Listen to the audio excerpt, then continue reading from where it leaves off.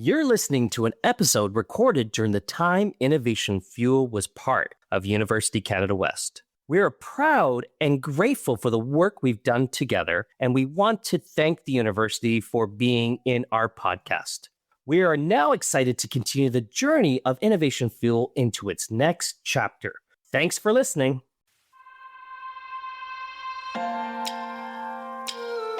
You're listening to Innovation Fuel, a business podcast by University Canada West. Bringing you fantastic stories from accomplished entrepreneurs and key industry professionals. Let's explore the entrepreneurial world through local businesses and our university community. Wow, Gelareh, it's always great to see you. How are you doing? I'm so happy when you're happy to see me. That's great to know. It's part of my job is every day dealing with international students. I believe as an immigrant, Canada, Vancouver really needs international students. However, there is a lot of challenges for them to settling down, and also there is a lot of challenges for domestic people to accepting those international students as part of the society. And this is my day-to-day life sometimes to deal with their challenges, opportunities. Yeah, because again, there is barriers all the time. Like we think about today, yes, Canada needs immigration. Canada needs these individuals to come here and set new roots here. We need to support our tax base. Guess what? I bet you want to retire someday, because I definitely do. And I want to be able to collect a pension at the end of this element. But if we don't bring in these individuals and we don't make it easy for them to get here, how are we going to be able to support that? And I think, as you said, some of the challenges that we face is we see higher inflation now. We see challenges with housing. We see challenges around security. We want to welcome these individuals to come and be a part of this element. But what are the challenges to do that? Exactly. And also, just look at the international cost, not just the tuition fee. And when we're talking about the housings, where they have to really rent an apartment, even our alumni, when they get a job, good jobs, still they are having problem with finding housing. We have someone here, Thomas Reynoso, our Innovation Fuel producers, our alumni. This is ongoing problems for any newcomers and international students. I think they have more problems than others. I think we might have someone here that might have some insight to this. Yes, we have today the chairman and CEO, Toby Chu of CIBT Education Group. Let's welcome Toby Chu, the chairman and CEO of CIBT Education Group. Yes, welcome to Innovation Fuel, brought to you by University Canada West. Before we get to the story on Toby, we're so excited to hear what Toby has to say. Maybe Toby's going to talk to us about some challenges that you as students might be having around maybe housing. Well, let's find out. Before we get there, Toby, we need to know a little bit about you. Tell us all about who is Toby. Thank you for the invite. My name is Toby Chu. I'm with CIBT Education Group. Actually, we have a bit of a name change, so a little bit of background. We're now called Global Education Community Sport, so GEC in short. Why is the name change? Maybe a good start.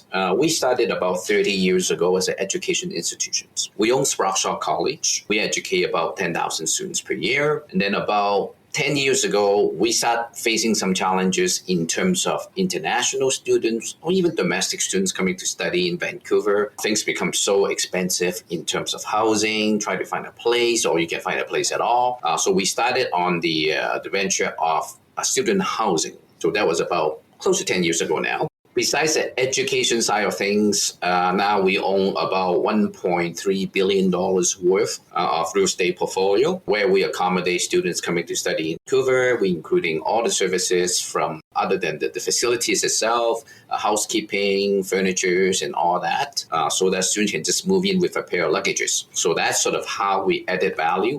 So today we employ about 630 employees, and we house about 3,200 students from 71 countries. We provide our services, accommodation services, to about 92 schools in the Lower Mainland, including University Canada West. And UBC of the world. That's sort of where we started from, education for 30 years. And then 10 years ago, we overlapped it on top with the student housing model. And now we service both education and accommodations. So, Toby, let's jump into this a little bit deeper. Let's go further into this. We know that Canada is in this situation where we need more population to support the tax base, to support the healthcare system, all these elements. We have this great push towards international students that are coming here. Past the pandemic, we're faced with this high inflation rate, housing crisis. How does your organization step into running around those challenges with students and the challenges that the students are facing as they're embarking on a new future in Vancouver or across Canada? First of all, I don't want to go too politically involved about the new immigrants and international students. I recall one episode called GPC Zachary on CNN, and he said that Canada has the best immigration system in the world. Why is that? Because we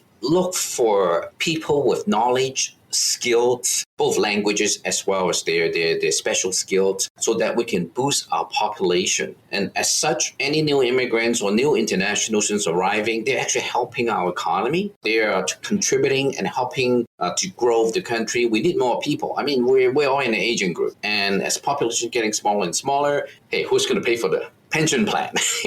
So I think all these are a good thing. Then, of course, the geopolitical issues, and then, of course, the interest rate driven by the geopolitical issue in Europe. We all know what that means. Those are the sort of the byproduct that no one anticipated. Who knows? The world is at a bit of a turmoil in Ukraine, and that drove the energy, then drove the inflations and all that. So yes, unfortunately, we are dealing with some of those problems, but we're all big boys. We know how to fix it, right? We have to ride through it. And in fact, most recent report, 460,000 new immigrants arrive, and international students in Canada a year before 2022 was 670,000. In 2022, it reached 875,000. Right? It's a 30% growth. Now we look at, okay, a lot of people came into the country, but we still got the second biggest geographical landmarks in the world. And we are mostly focusing in Toronto, Vancouver, Montreal. There's still a lot of room to grow. So I think a lot of this, people see it as an issue. I see it as an opportunity to how to make it better. How do we sort of design our landscape? How do we design our living habits a little differently? So we just made a bit of a mind adjustment. I recall when I came to Canada 55 years ago. That was a long time ago. A rental apartment is like 2,000 square feet. And they were talking about livability. Today, a rental apartment is like 300 square feet. So you can look at the difference. But if you look at some of our colleagues from Asia, from Japan, from South Korea, even from Brazil, the high-density cities, a 1,000 square feet apartment can accommodate a family of 6. So what's the big deal? So I think just matter of adjustments and make the best out of, not the most pleasant, but on the other hand, there is a rainbow. There is a silver lining. Our economy becomes stronger with new money, new talents, and new people helping out the economy. So that's how I see what people may perceive as a bit of a problem.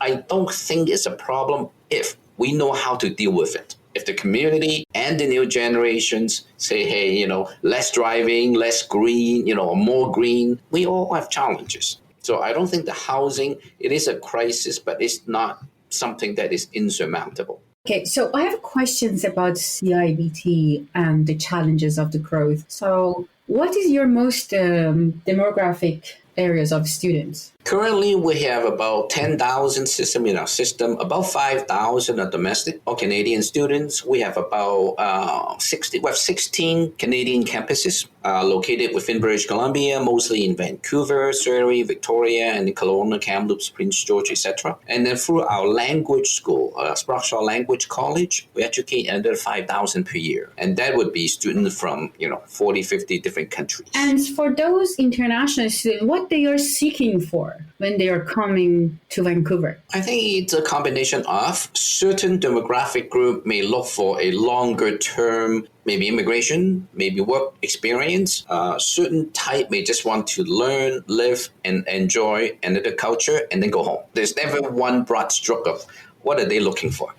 So we're all depending on the demographic group. What is the benefit for Canada or Vancouver for those students just come, learn and go? What's the benefit? Oh, I think it bring back a lot of our culture to the homeland. Just give you an example. I was in Saudi Arabia back about 15 years ago, and I was meeting with one of our partner there, one of the prince with 6 general managers in the boardroom, and just a casual conversation. Oh, you graduated from McGill. Oh, this person graduated from UBC. Oh, the other one is from Waterloo. I asked all these gentlemen, they're all Saudis, of course. How come you guys all graduated from Canada? They said, you know what, during the Beirut issue in 1979, Middle East, a bit of a crisis there, Canada stepped up and took on all the students. They were international students. Even at the time when I met them, they were at the 40s. But 20 years ago, they were all students of Canada. And just because the Canadian government stepped up and helped all these people, and all these people graduated, got their master's degree, went back to Saudi and become general manager. So when we went there, they kind of welcome us with open arms. Country educated us. We learned when nobody wants us. And now we came back to Saudi Arabia and built, and we'd love to have Canadian partners. That's the kind of things that was brought, we have long-term, some people call it karma, but I think there's good political goodwill, knowledge and skill that we got from overseas, brought to Canada, and they brought it back to their home countries. So it enhances our future economy. Some of the things may or may not be really absolutely tangible, but even look at, an Asian country in Hong Kong. You know how many Chinese Canadians in Hong Kong? 380,000. I was in a KPMG boardroom about a year and a half ago and have a meeting. I was talking to a KPMG accountants, a corporate finance person, UBC, SFU, U of T. All of you guys are Canadians. So again, that international network is most valuable. But Toby, wouldn't you say that there's still a kind of a hesitation, a conservativeness here, meaning that yes, we have, it seems like we have really good institutions. People are seeking that education. We have beautiful places to live, but there is still a hesitance of adapting international individuals into some of the jobs and some of the roles that we have there, that as we try to expand this economy. Yeah, naturally it will happen. No matter which country, what culture, there will always be a integration period. There's always been a little transitional period when people getting more and more adaptable to new arrival, newcomers, and it's just a matter of time. I don't think, it's going to be something that, especially the Canadian culture, that we ever get into a situation where it stops. It will always be transitional toward the better. I understand that the transition is going to be better, but in what direction is going to be better? So if you compare the ecosystems of Vancouver mostly, right now, with 15 years ago, with 10 years ahead, what will you see in a Vancouver ecosystem? I'm not just talking about Canada here, just alone in Vancouver. What you saw, what you see, what you will see. Well, put it this way. When I was in Canada in 1969, I was the only Asian-looking person in my entire school. Even looking, forget about what I am or who I am. But you know what? Right now, my son goes to school. He's got friends from all over the world, right? All kind of color skin. I mean, he learned all kind of different things. And now he's talking about studying abroad. He wants to go over there to Japan, to Korea, to Latin America, to meet friends from India. It just matter of generation and generation getting better and better at it. There will always be the stubborn ones. As we all go into the newer generation, after generations, the world is just one. That's how I see it. So it will become fully integrated over time, and it will be deemed as a strange species if you've never been around the world. What about the economical developments now, before or future? Well, I think we need all kind of talents. We need all kind of talents. As just the Canadian economy, I think that's just not big enough. Look at the Americans. They're always out there, hunting down new business opportunities around the world. Look at the Brits. Look at the Australians. They are always the first pioneers to expand overseas.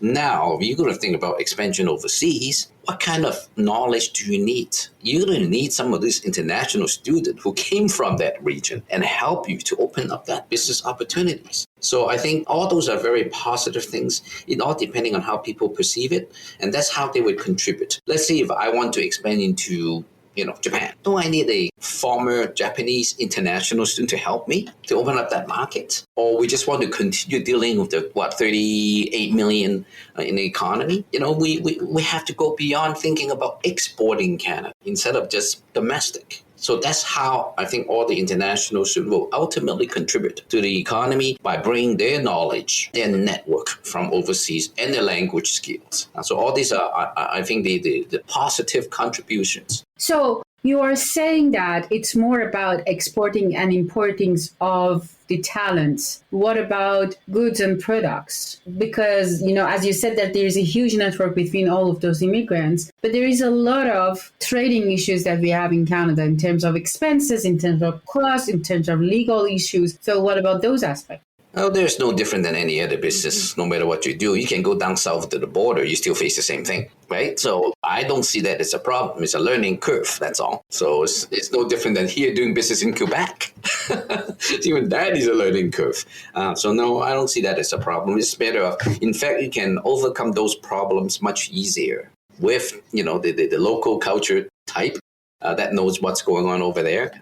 So I see that as a plus. The rest is just learning curve. So what about the cost of shipping? Because we are far, far away from Europe and other places or Middle East. So about the costs of the product. There are certain products around the world that are desirable. It's no different than exporting like oil from Russia to here, right? It's no different than bringing in any commodities. There are a lot of Canadian products. For example, let's call it Lululemon. We all know Lululemon. They're all over the world. What does it matter? It all depending on what type of product or what type of services that you are providing. Obviously, if you're just producing something or run-of-the-mill, everybody's doing the same thing. You have no niche. Then that cost becomes a problem. In fact, another example, I had a discussion with president of White Spot, White Spot Burger. One of the busiest locations is in Guangzhou, China. They love burgers. They love the French fries and the triple O sauce. So, I was surprised. But again, same as McDonald's and KFC.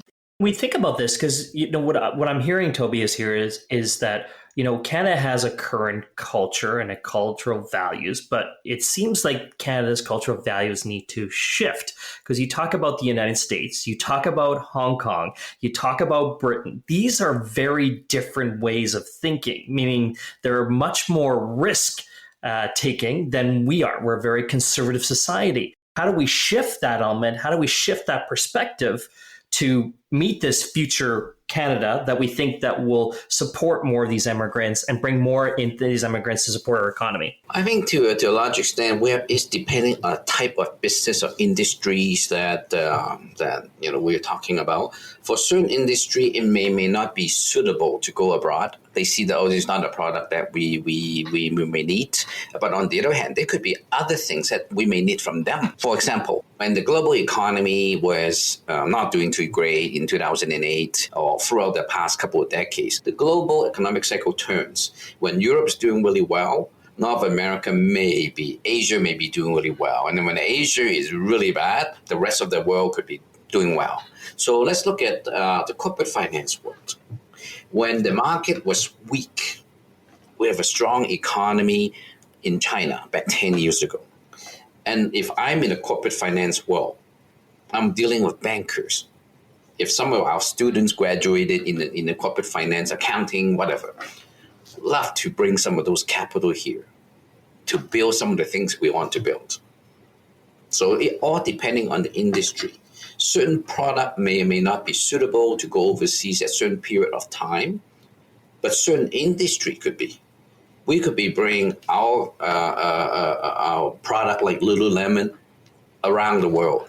We could be bringing in capital from Korea, from China, to Hong Kong, to here, to invest into some of the venture capital companies. So all those are different part of the puzzle. That there is no one thing that will fit all. Whatever that product or services we're exporting or product bringing in, importing, our international cosmopolitan community would adapt to it. And you are able to find the resources to do it. So, but it comes back to this Canadian identity. What happens to the Canadian identity? We already see a challenge right now. We see this element of more and more international investment, which is great, and the infrastructure of the international investment. But where does the Canadian identity? Where is that element? Is it starting to lose its You see what I mean? Like the value element might be shifting, meaning, okay, so who are we? Are we Canadian or are we? Well, there's no clear definition of any particular country at fixed period of time. At a certain period of time, what's Australian? They're down south and they do their own thing. What is in the UK, right? Besides the Queen. So I think as the generation move over and more progress forward, I think Canadian community is all more deemed as a cosmopolitan, more and more cosmopolitan with a combination of. As compared to if you look at certain country, people have a certain perception. If you go to that region of the world, you got to be a darker skin. You go to a certain part of the world, you got to be a lighter skin. When you think about Canada today compared to 20 years ago, it's all color. It's cosmopolitan. Which is brilliant and kind of talks to that element that you're talking about, Toby, about we are becoming our own global community in its own itself. And maybe our connectivity to the global market is going to be that much stronger based on what we've already created. That's our strength. In fact, that's our strength. We're such a cosmopolitan city and country that we can have so many resources. We can tap into anywhere of the world. Look at, I have students coming from 72 countries living with us. If I needed someone to do a translation work, I can tap into my own student pool. Hey, I'm doing business into like Vietnam. I got about 45 students from Vietnam. I can draw from that pool. So what opportunities does that open up for you and your organization as you see this future element that we're talking about and that growth? What does that open up for you and the organization you're a part of? Again, our organization comes in two big parts, the education and the accommodation services, the real estate services. Let's look at education. We are probably one of the bigger international student bodies. We love to have more students coming in from around the world. We are planning an expansion strategy into Southeast Asia. Good example, Vietnam. It's one of the fastest growing economy in the world, same as Latin America. So we look for talents. We just had a career fair at one of our campuses 2 days ago. And we have so many resumes and they speak all kinds of languages. And I'm looking for that particular niche market. I need those students to help me. And they become, once they finish their business management program, finish their sales and marketing or e-commerce, I need those talent and the background. And that's number one. Number two, for accommodation or real estate services, I'm going to Asia in 4 days. And we are, so far in the last few years, we brought in close to $100 million from overseas, invested in the real estates, help us build those rental properties. And I need the talents who can speak that language, who understand that culture, into Japan, into South Korea, into Singapore, into Hong Kong, into China. So all these are how we use that international cosmopolitan population to pump it into our system. Our international department, our advisors at Sprout Shaw, speaks about 30 different languages, and at least 1/3 of them came from our student pool. They went from students to graduates to become our staff. Look at the president. The president of Sprout Shaw College is a graduate of Sprout Shaw College. And he managed 500 people. So those are the kind of things that the education system can really help breed the next generation of Canada using their background, the history, the culture, the language skill, and that's the value. What type of education do you think is good for our international students to help them to settle in Canada? I think that is a pretty broad-based question. I wouldn't be able to say which particular type of program is good for certain type of students, but I can give you some example why I say that. One of my colleagues, a friend who owns Blanche McDonald, it's a cosmetic school. It's expensive, but very well known, very famous. And they provide services to all the Hollywood film stars coming to Vancouver to do filming. We have a lot of Korean females, a lot of Japanese females who love to do that. And they really enjoyed it and make good money after graduations. So that's number one. There's, like for other culture or for other type of industry, it may not be suitable. But look at our programs. We are very strong in healthcare. We are one of the largest licensed practical nurse training provider in Canada. We have a lot of Filipinos because they speak English very well. That's almost their first language besides Tagalog. And they are very typical in that industry. So yes, we have a large contingent of Filipino international students in the healthcare sector. finance, accounting, maybe another demographic group. So everyone have their own niche, like South Asians. They love engineering and they're very good at it. So you may notice a lot of engineering and finance programs are South Asians. So again, it's a very broad-based understanding that cannot be sort of defined. Oh, certain group or certain type of program is more suitable for a certain demographic. But Toby, do you see a shift towards application-based learning versus theory and idea? I think both should always be combined. They should always be combined, and even online learning versus in-class learning. Sometimes I ask that students, right? Why did you fly all the way here to learn English? You could have done that for $50 a year from your home country. It's learning the Canadian culture, networking, making friends, and that's why they pay $40,000, including housing, like $20,000 for language training for a year and $20,000 for housing, not including plane tickets. They could have done that for $50 living in Japan. So no, that sort of really proved that they were here because they want to learn something more than their colleagues when they were in their home countries. While 98% of the population are just studying locally, the 2 or 3% that goes abroad, they obviously will achieve more, learn more, see more, and go home better at it. I love it, my friend. I think this has been an outstanding conversation, Toby. Before we wrap up today's show, we got to ask you for a challenge that you can throw at our students, a macro challenge, a micro challenge. What should they be thinking about? Well, I think I would probably go within, let's say, the real estate sector. It's been a big issue in the city. I would love to hear what people think or suggest.